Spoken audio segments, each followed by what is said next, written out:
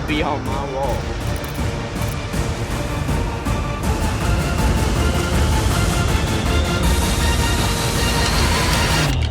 What a friend. What a giant.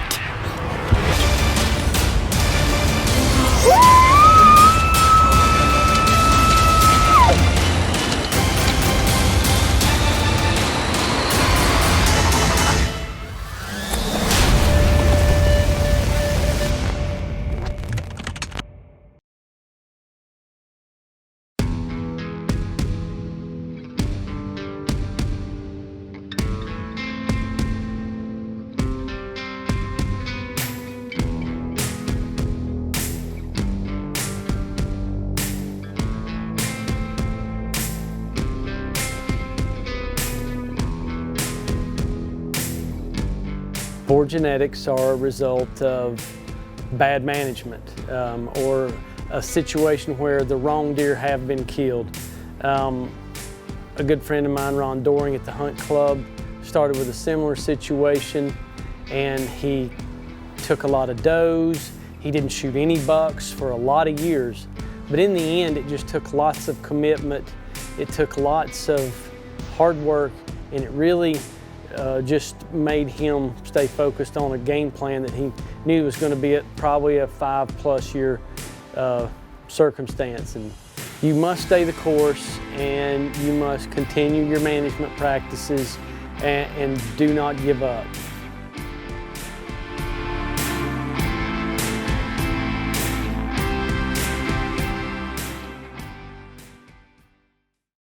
Well, I started in 1988, and I wanted to be able to hunt everything: ducks, deer, geese, turkey, quail, and it seemed like the deer were going to work better than anything else. And we started out trying to put standards on, minimums on, 4 points on one side and things like that. And got a good group of guys. The majority of the people have been here for years, and they started out not knowing what a 2-year-old deer was to being pretty proficient at picking out a 5-year-old deer. And having good people hunting here was a big thing.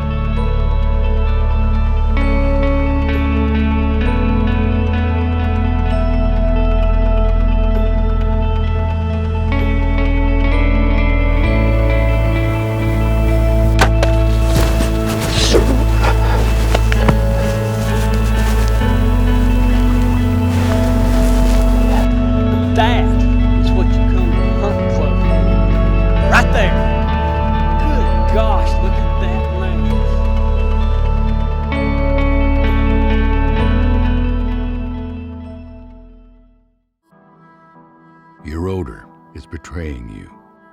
It's ruining your hunt, pressuring your property, and killing your opportunities. This year, let nothing stand between you and your best season ever. Deploy a steady stream of odor-destroying molecules every second of every hour of every hunt with Ozonics. Available only at ozonicshunting.com. Having good food available year-round is probably one of the biggest things.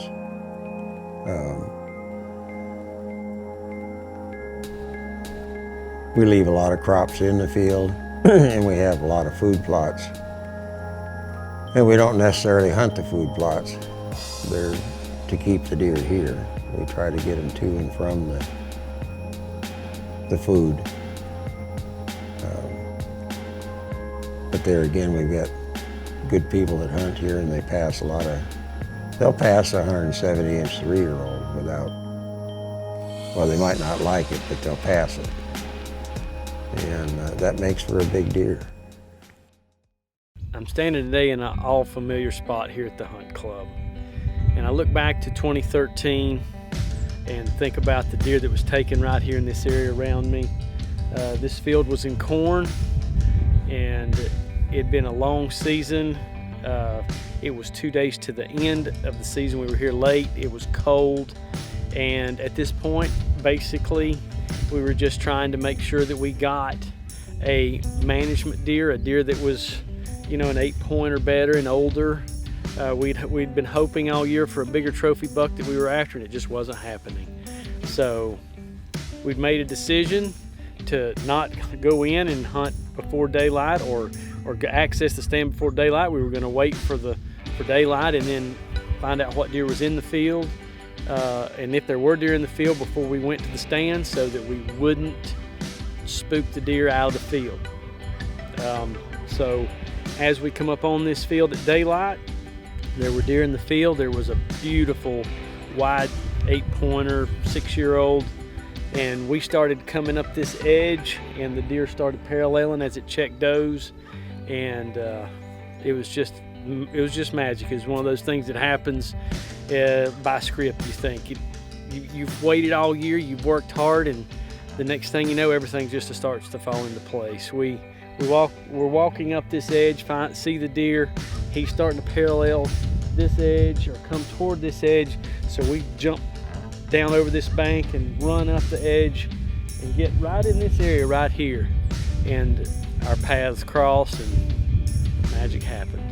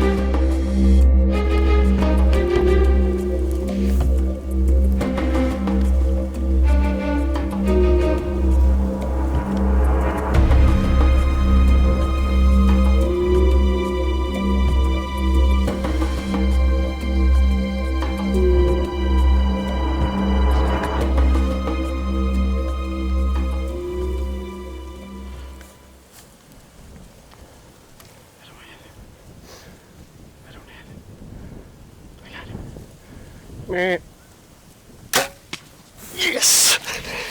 Yes! Yes!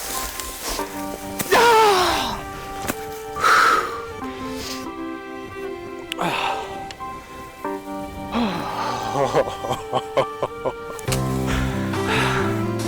60 days today.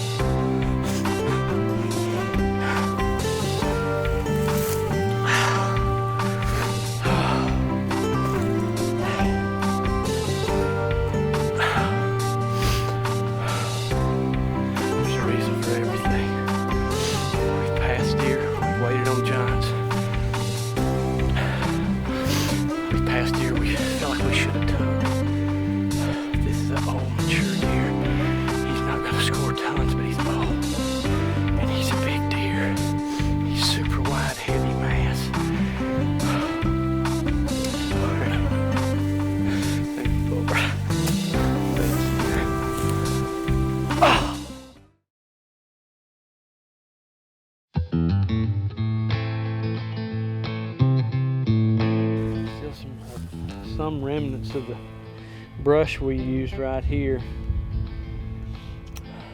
Chris Jones and I had a phenomenal season in 2014. We had encounters with the Veterans Day 9, the Palmated 9, and a few other 10 pointers, just beautiful deer. And we never got the deal closed during November. We came back in December, didn't get those particular trips closed either.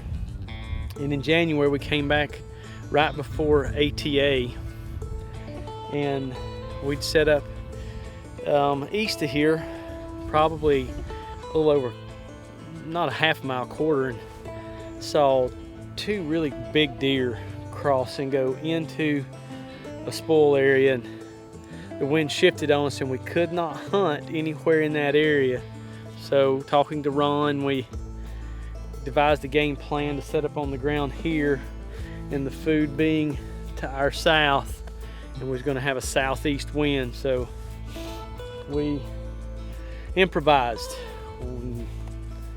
Necessity is the mother of invention, and we were both going to try to set up right here in this Russian olive clump, and it just wouldn't happen. There just wasn't enough room to hide two people. So I set up in this Russian olive clump, and Chris set up with a camera back about 20 yards.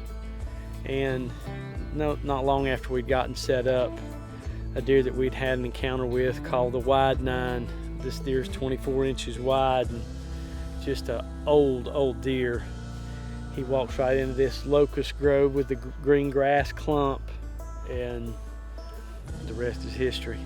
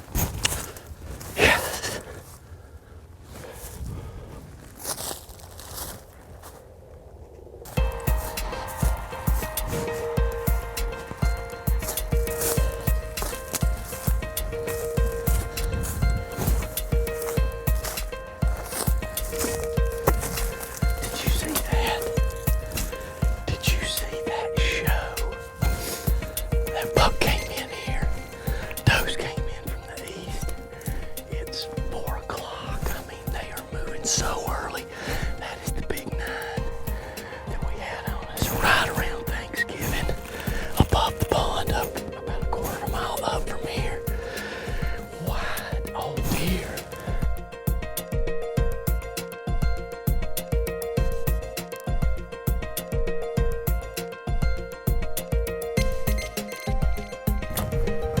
Good gosh. Look at the body of this old bruiser. Ow. He's got a spot on his neck here where he's been fighting. Look at that mess. This is an old buck. What a privilege to be able to take this animal. Late season January at the Hunt Club, in search of giants. And this qualifies as far as I'm concerned. It's an old beast.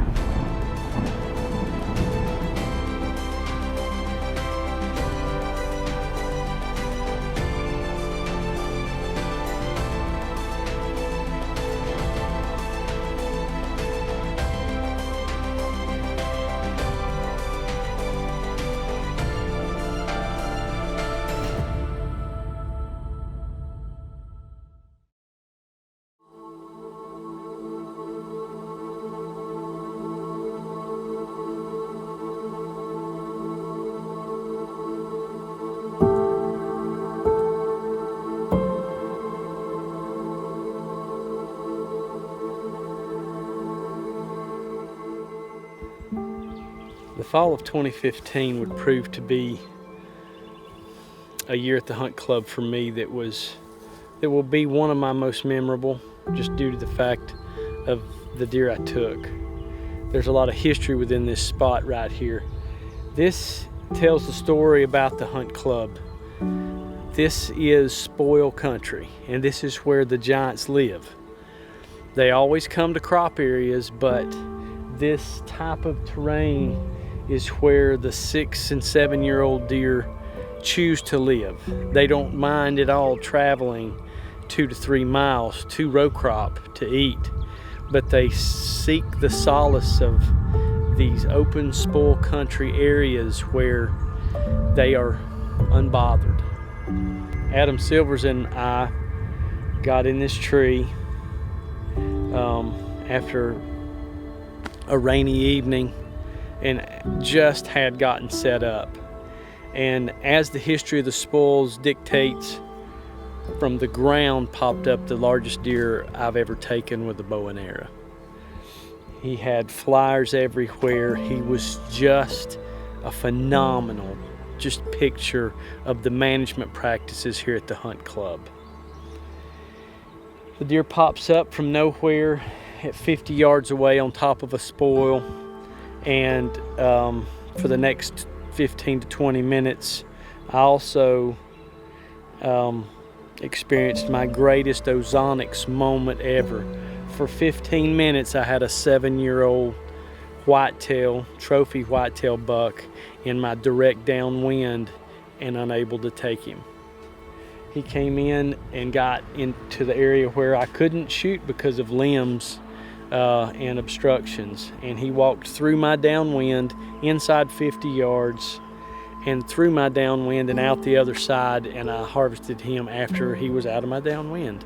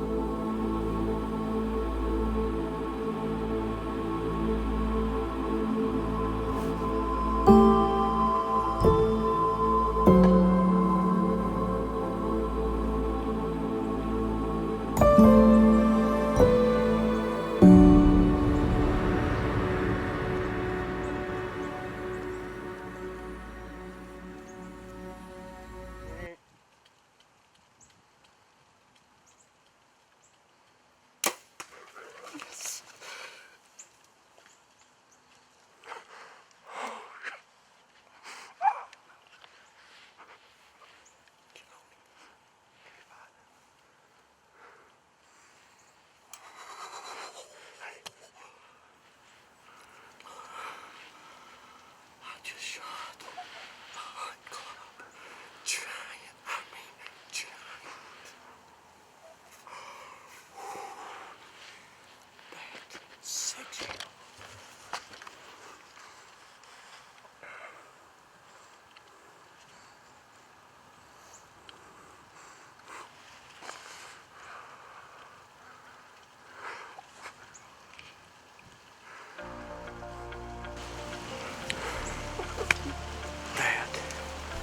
Was unspeakable.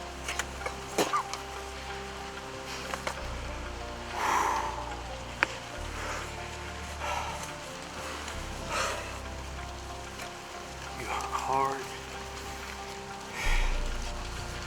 you wait, you put in your time, and eventually it happens.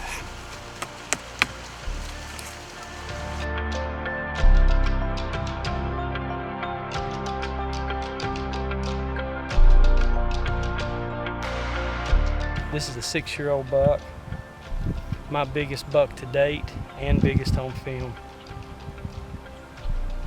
I'm just thankful and speechless. What a beautiful animal. In closing, this deer is the testimony to what proper deer management can create through hard work and persistence.